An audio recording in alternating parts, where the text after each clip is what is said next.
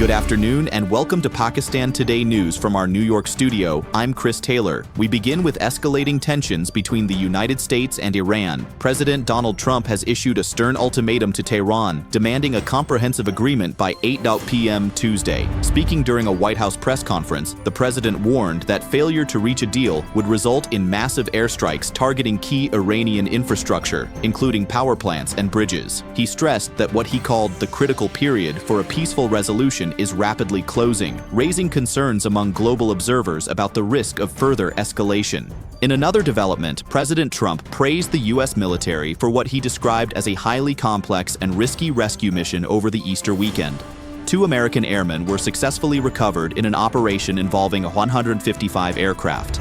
The president commended the coordination and strength of the armed forces, emphasizing that the mission was completed without any American casualties. He called the recovery a testament to the capability and resilience of U.S. forces during a time of heightened regional tensions. For more on these developments, we go to our correspondent Eric Westwood in New York City. Eric, what's the latest? Thank you, Chris.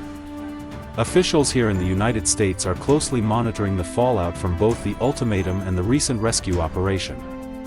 Defense analysts say the scale of the mission underscores Washington's readiness to operate in contested environments. At the same time, there is growing concern among policymakers about the narrowing diplomatic window with Iran.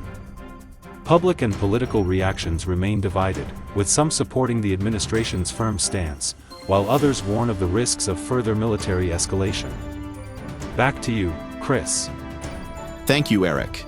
Meanwhile, in his Easter address from the White House, President Trump combined religious messaging with strong geopolitical remarks. He described the resurrection as a glorious miracle, while asserting that evil won't prevail in the current regional conflict. The president linked themes of national faith with military strength, claiming that American resolve is undergoing what he called an extraordinary resurrection amid ongoing tensions. During the same press conference, President Trump also turned his criticism toward key U.S. allies. He sharply rebuked Japan and South Korea, accusing them of providing insufficient support during the ongoing standoff with Iran, despite the presence of approximately 75,000 U.S. troops in the region. Additionally, he criticized NATO, describing the alliance as a paper tiger in the face of current global security challenges, comments that are likely to strain relations with long-standing partners. In a surprising remark, the president also revisited the issue of Greenland. Addressing European leaders, he reiterated U.S. interest in the territory, stating plainly, "We want Greenland."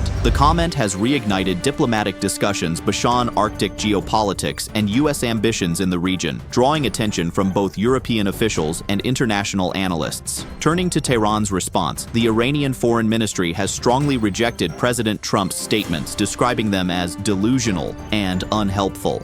A spokesperson stated that Iran would not engage in negotiations under threats or ultimatums, particularly those involving potential attacks on civilian infrastructure.